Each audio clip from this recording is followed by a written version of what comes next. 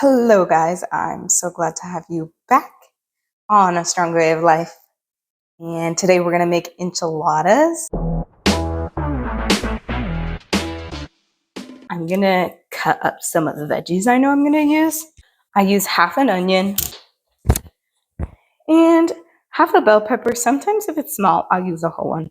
I'll probably just do half today. I also like adding parsley to a lot of stuff. Seasoning works fine too.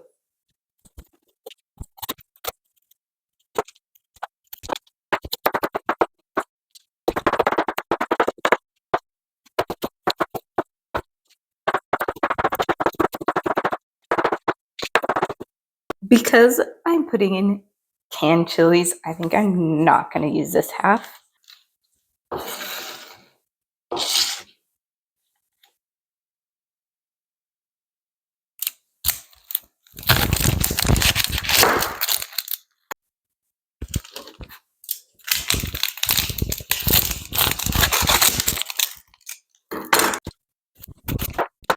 I can guarantee you right now, the waterworks are going to start in about 30 seconds.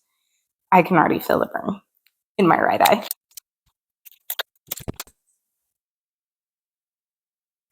You have to rub with the wrist or else you're going to like assault your eye. Oh dear. It hurts my throat too. And some people are like, oh, just put goggles on. I'm sorry. No, thank you. I'm not a freaking scientist in the kitchen.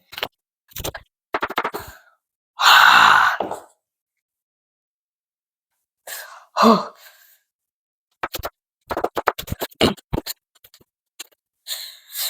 I do not know how I don't just chop my finger off while I'm cutting onions because I can't see 90% of the time.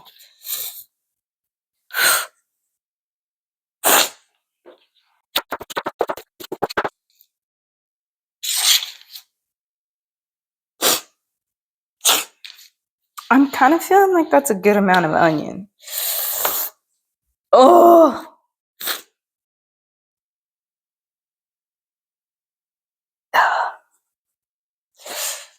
I'm not really an onion fiend.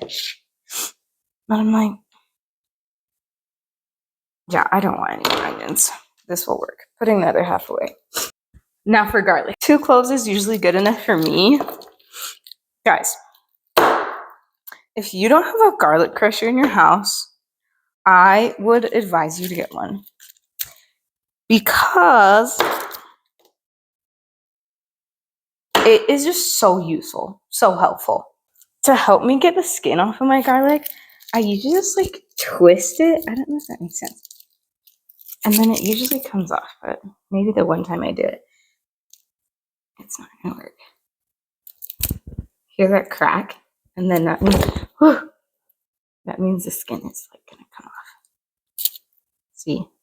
Another thing is I try not to open my garlic over the trash can because the amount of times I've had a clove fall in is actually so annoying. Here is my crusher. I want to move so you get an up close version of this.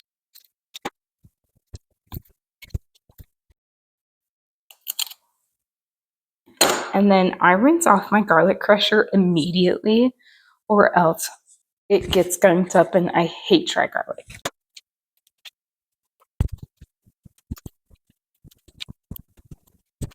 This is like probably a tablespoon's worth.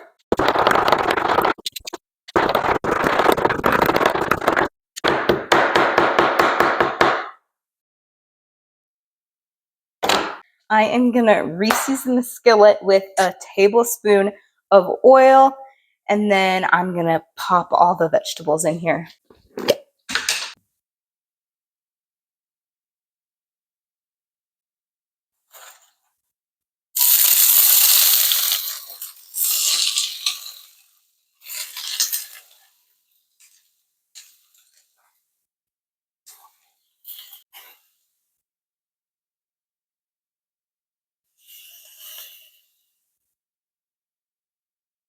I'm turning this to low so I can cube my chicken and prepare to put it in here.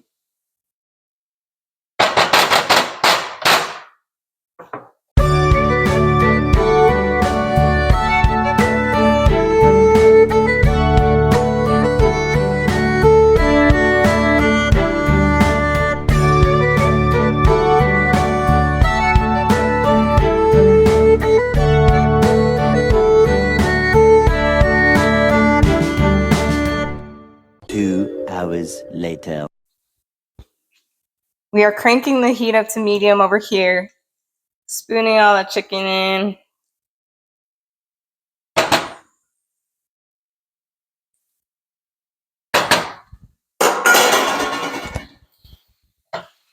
And letting this cook with the vegetables.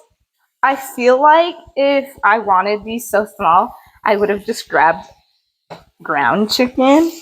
That's essentially what I wasted time doing. If you want it like this, like you like not shredded chicken, get ground chicken. It's nice though because it does cook way faster.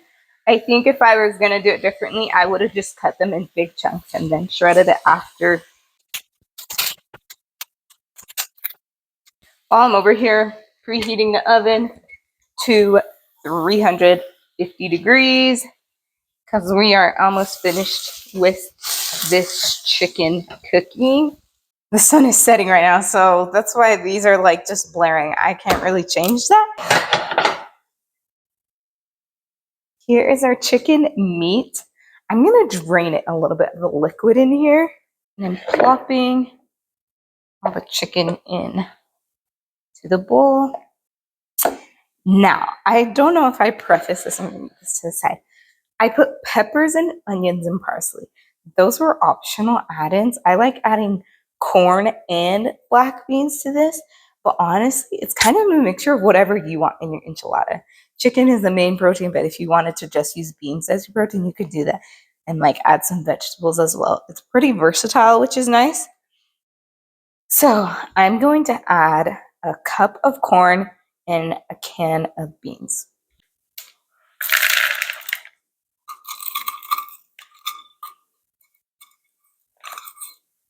Going with pinto beans today. I do rinse off my beans before I put them in the bowl.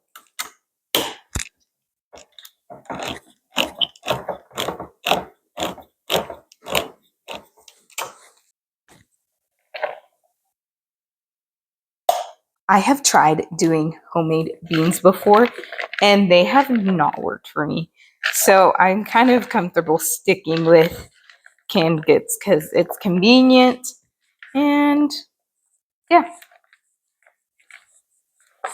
It's one of the things I'm like, you know what? I don't have to have everything from scratch or organic or whatever. I'm still alive and walking well.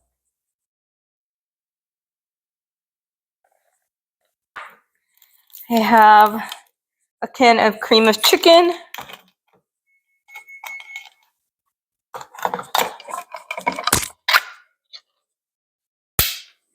Whoa.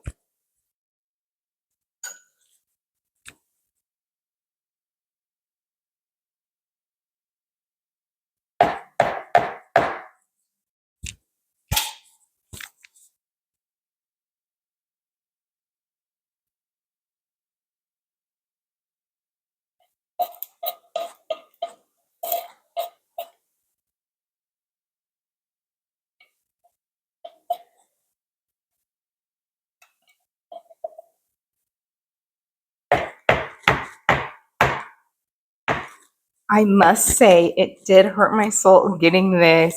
It has bioengineered ingredients, which just means it's been genetically modified. I feel like it's just annoying because it's like, can we just have normal things? Why do we have to make it all techy and whatnot? But there weren't any other options at the store, or else I would have gotten something else. Or maybe there was another option. I just didn't want to spend $10 on one can. That's a possibility. Next, we're going in with half cup of sour cream.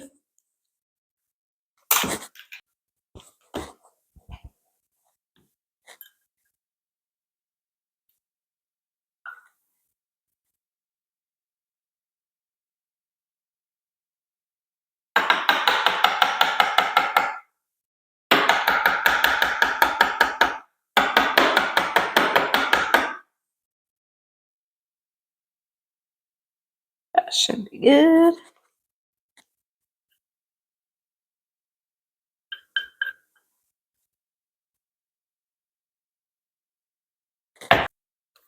We have some green chilies.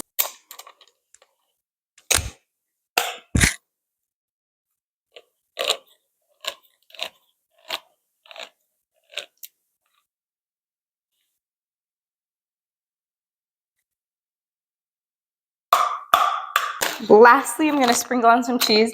I usually do shred my cheese, but I was going to make mac and cheese one night and I just haven't gotten to it. It smells fine. And so I brought pre-shredded cheese because it's just easier. And I didn't end up making it and it's going to go bad soon. So I was like, I'll just use this for now. I'm putting in about a cup. Probably good. And then I'll put more on the outside as well.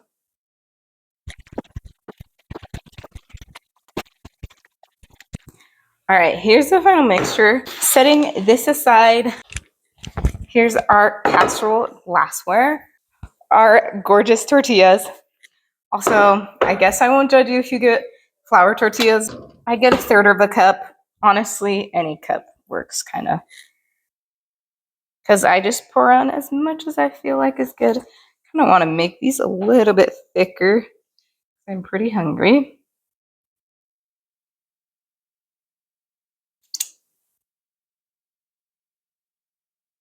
Then you just gently roll it up and put it towards the edge.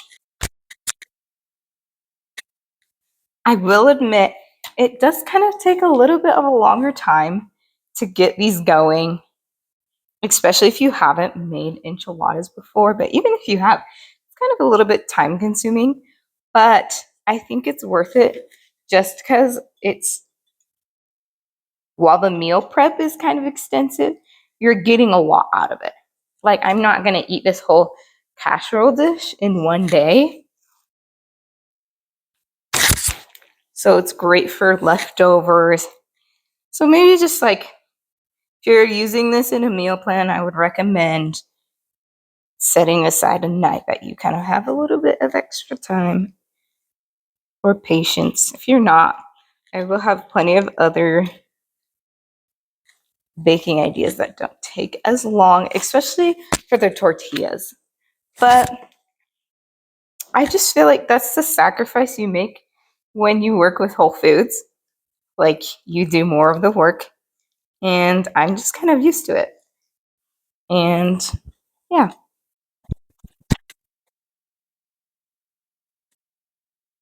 Like to make them nice and tight. I know I can fit a lot of these. And I have a lot of this, so I'm trying to make them tight in there. I'm going to start making mine on the counter.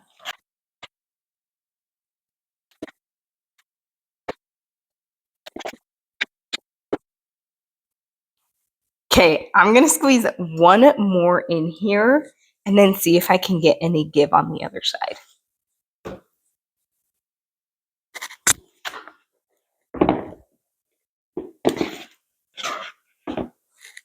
I only have feeling for like one more.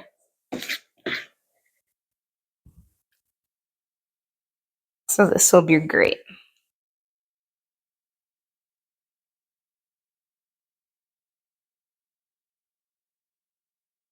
Ooh, that's snug. Let's see here. Yep, we're going to squeeze one more in.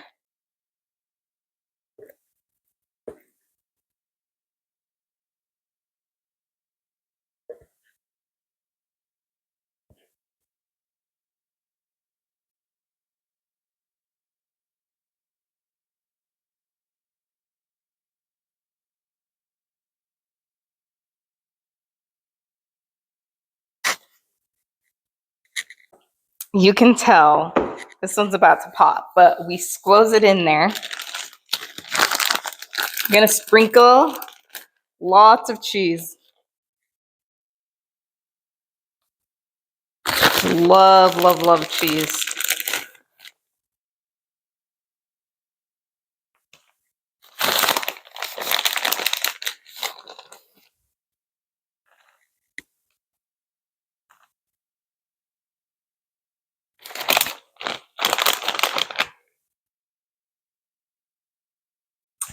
And you're supposed to use a cup of enchilada sauce. I don't really go through this very often, so if I get it, I usually only have a little bit left over, and I'm not a big saucy person. There's plenty of, like, not to be gross, but juices inside of the enchilada. So I have like probably 3/4 of a cup here, and that'll be fine. But if you want more, go at it. I'm just gonna drizzle it over.